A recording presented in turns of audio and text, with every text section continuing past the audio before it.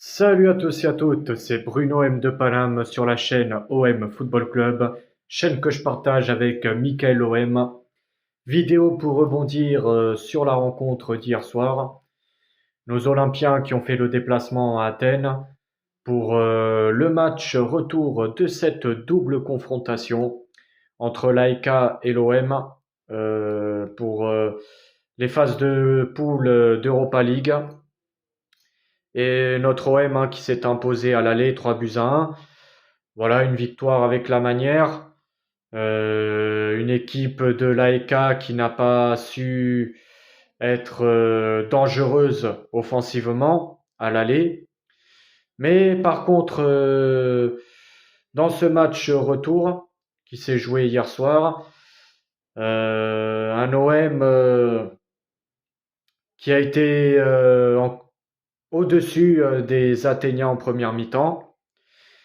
Un OM plutôt dominateur, mais malheureusement, bon, il manquait surtout c'était Verretou qui manque carrément l'immanquable dès le début de match. T'as Iliman Ndiaye qui fait carrément un caviar.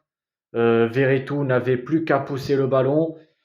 Ça m'étonnerait que le gardien athénien aurait pu faire quelque chose, mais c'est carrément manqué. Et là, franchement, c'est dommage. Donc, la première mi-temps, c'est sûr qu'on était au-dessus des Athéniens. L'OM qui a débuté la rencontre dans un 4-3-3. Paul Lopez qui était dans les buts. Donc, Paul Lopez, c'est sûr que les matchs précédents, c'était pas bon du tout. Déjà, face à Lille, il a failli se faire lober et se prendre un but vraiment catastrophique. Mais là, hier soir, franchement, Paul Lopez, il nous a régalé.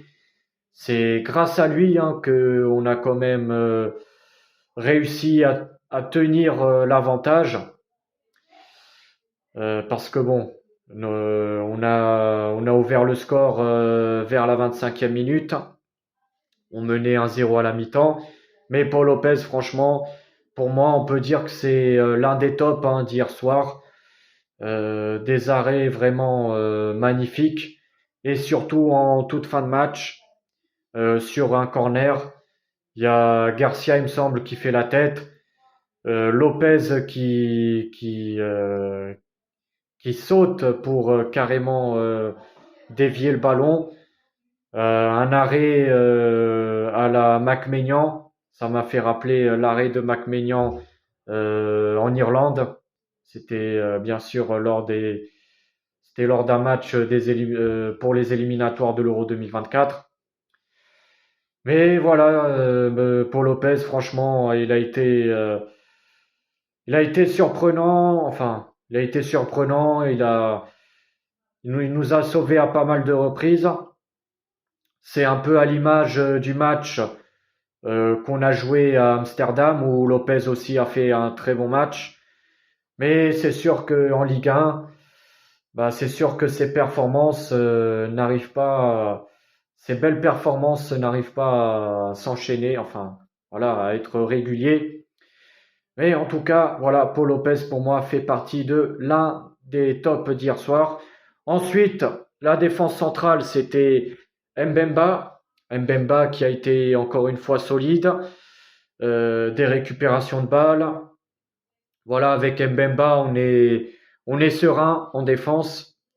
Et en plus, c'est le buteur de l'ouverture du score à la 25e minute sur un magnifique corner de Jonathan Klaus qui tire bien le corner au second poteau et Mbemba qui fait la tête et qui ouvre le score. Et Jonathan Klaus, voilà encore une fois, passeur décisif.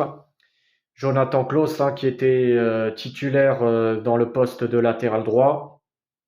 Klaus, encore une fois, un très très bon match de sa part. On peut dire que pour moi, Klaus aussi, il fait partie des tops d'hier soir. Après, le deuxième défenseur central, Balerdi, Balerdi, à quelques moments, on flippe quand même avec lui. Voilà, c'est un joueur à n'importe quel moment, il peut faire des gaffes. Il y a eu un moment qu'il a failli se prendre un carton bêtement, il a failli faire une faute complètement stupide. Mais après, c'est sûr que ce défenseur, dans son jeu au pied, il est pas si mauvais que ça.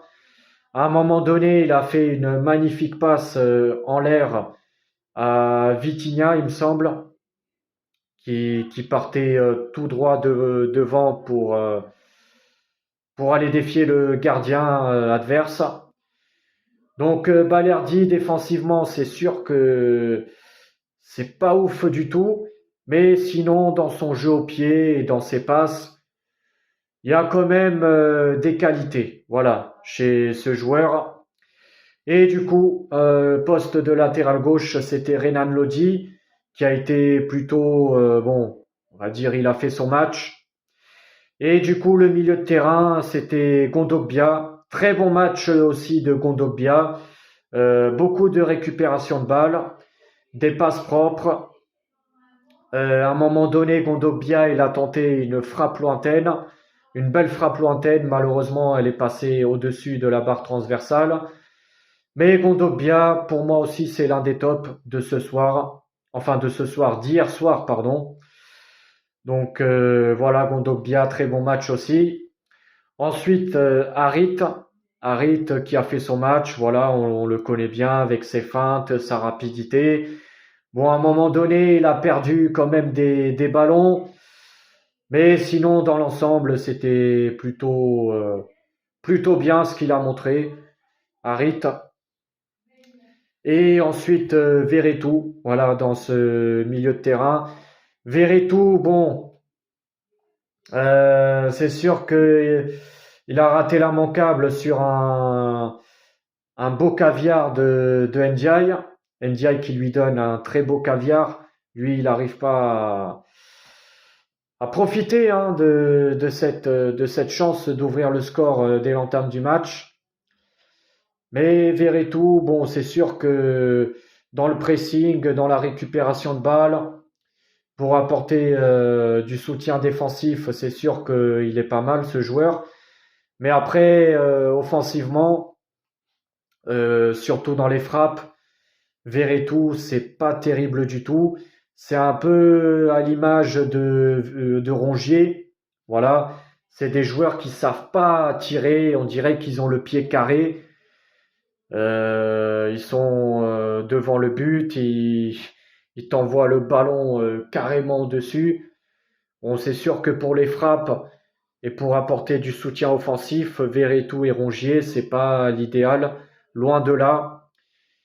Mais en tout cas, Verretou, malgré son match, on va dire plutôt moyen, il a quand même été passeur décisif pour le but marqué par Ismail Assar qui a fait son entrée en deuxième mi-temps.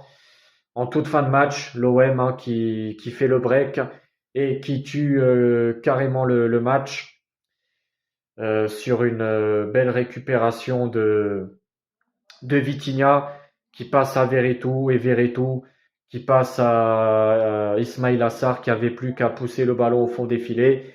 Le gardien Athanasiadis ne pouvait rien faire, le gardien adverse. Donc voilà, c'est ça qui a sauvé un peu les stats de Verretou hier soir. Et du coup, l'attaque, Vitinha avant-centre. Vitinha, on peut dire qu'hier soir, il a été maudit. Il a été buteur lors du match aller qui s'est joué au Vélodrome. Voilà, c'est lui qui a ouvert le score. Dans ce match retour, il a eu deux grosses occasions. La première, bah, c'est c'est Ndiaye, il me semble, qui fait un magnifique centre à Vitinha ou Lodi, enfin je me rappelle plus. Vitinha qui se jette carrément sur le ballon et Athanasiadis, le gardien athénien, qui défend le ballon par miracle du bout des doigts. Il y a cette occasion et il y a aussi l'occasion où il est carrément face à face face au gardien adverse. Il fait une frappe que, bon, le gardien, là, c'est sûr, il pouvait rien faire. Il était battu. Mais malheureusement pour nous, et pour lui, bien sûr, le ballon touche le poteau gauche. Donc, on peut dire que Vitinha, il a été plutôt poisse. Enfin, il a eu la poisse, on peut dire.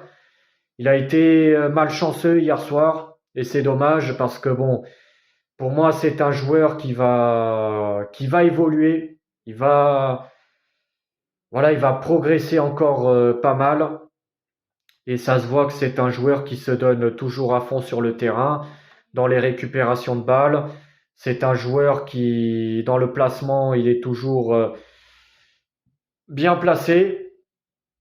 Donc c'est sûr que pour certaines personnes, oui, c'est l'arnaque. 32 millions, c'est le transfert le plus cher de l'histoire de notre OM. C'est l'arnaque du siècle. Il est bidon, je sais pas quoi. Mais moi j'ai dit depuis le début, enfin, j'ai dit depuis le début que bon, il fallait pas l'enterrer trop vite.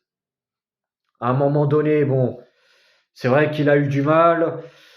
C'est vrai que c'était compliqué pour lui de s'imposer. Mais vu ce qu'il a montré dernièrement, bah moi je pense que Vitinha, il va encore beaucoup progresser. Et encore une fois, hier soir, il a été vraiment malchanceux parce qu'il méritait au moins de marquer un but, Vitinha. Donc l'attaque, c'était Vitinha accompagné de Ndiaye et il y avait Ndiaye et c'était qui d'autre sur les côtés en attaque? Correa, voilà, Correa. Par contre, Joaquin Correa, il a été fantomatique dans le match d'hier. Correa, voilà, transparent. Et Ndiaye, on va dire un match plutôt, on va dire moyen. Moyen, on va dire, parce que Ndiaye, à quelques moments, bah, il faisait peut-être un peu trop dans ses feintes et dans ses dribbles. Un peu de déchets dans les passes. Donc ça a été plutôt un match moyen de la part d'Ndiaye. Mais en tout cas, les tops pour moi d'hier soir, c'est bien sûr Paul Lopez, Jonathan Klaus, Klaus, Mbemba bien sûr, Gondogbia, très très bon match aussi de sa part hier soir. Et allez, pourquoi pas mettre aussi Ismail Assar dans les tops. Il a été buteur. Donc voilà, une victoire 2-0. Alors que en deuxième mi-temps, on a flippé quand même. L'AEK Athènes, ils étaient quand même meilleurs que nous en deuxième mi-temps. Surtout Nordin Amrabat, hein, le frère de Sofiane Amrabat, il nous a fait mal dans le côté droit. Lui, il a été un poison pour nous hein, dans le côté droit. Euh, Krasenovic, enfin, je m'en souviens plus exactement du nom de cet attaquant, lui aussi, hein, qui a été dangereux dans pas mal de reprises. À un moment donné, il a même voulu obtenir un penalty en simulant. Voilà, Klaus qui ne touche même pas dans la surface. Voilà, il voulait faire croire à l'arbitre que Klaus l'avait touché et qu'il avait été en retard sur le contact. C'est vrai que les joueurs de l'AEK Athènes, certains ici, ils avaient tendance à simuler un peu, mais sinon hier soir, franchement, on pouvait pas se plaindre de l'arbitrage parce que l'arbitrage a été correct, que ce soit envers nous ou envers nos amis athéniens. Donc voilà, une victoire 2-0. On prend en tout 6 points face à l'AEK Athènes. Ça, franchement, ça fait plaisir. 3 points chez nous, 3 points chez eux. L'OM qui est toujours leader hein, de ce groupe B en Europa League avec 8 points, 2 victoires et 2 nuls. Et du coup, les deuxièmes de ce groupe, c'est bien sûr Brighton, eux qui sont allés gagner 2-0 à Amsterdam. Brighton qui se sont imposés 2-0 à Amsterdam. Les Anglais de Brighton ont 7 points avec 2 victoires, 2 victoires, un nul et une défaite. Ensuite, les troisièmes du groupe, c'est nos amis de l'AEK Athènes. Voilà, on les a battus 2 fois. Ils sont troisièmes avec 4 points, une victoire, un nul et 2 défaites. Et les derniers du groupe, ce sont les Néerlandais de l'Ajax d'Amsterdam avec 2 nuls et 2 défaites. Donc ça fait 2 points pour les Néerlandais. Franchement, c'est une grosse surprise parce que moi, au tout début, je voyais pas l'Ajax dernier. Pour moi, l'Ajax, c'était plutôt le favori de ce groupe. Comme quoi, dans le foot, il peut avoir des surprises. Et heureusement que qu'on a le droit parfois à avoir des surprises. La AEK Athènes qui sont allés gagner à Brighton. Ils ont fait match nul à domicile face à l'Ajax. Brighton qui ont battu l'Ajax 2 fois. Donc franchement, voilà, je suis quand même assez étonné de la part des Néerlandais, voilà, d'être dernier pour l'instant du groupe. Mais en tout cas, de notre côté, bah, on est content qu'au moins en Europa League on assure, parce que c'est sûr qu'en Ligue 1, ça reste compliqué pour nous. Et en plus, dimanche soir, il y a un big match pour la 12e journée de Ligue 1. C'est bien sûr nos Olympiens qui vont faire le déplacement au Stade Bollaert pour affronter les 100 et or du RC Lens. Et ça va être chaud bouillant. Mais en tout cas, pour l'instant, on savoure toujours cette magnifique victoire 2-0. Malgré qu'on ait souffert en deuxième mi-temps, 2-0, victoire de nos Olympiens face à l'AEK Athènes. Et franchement, ça fait plaisir.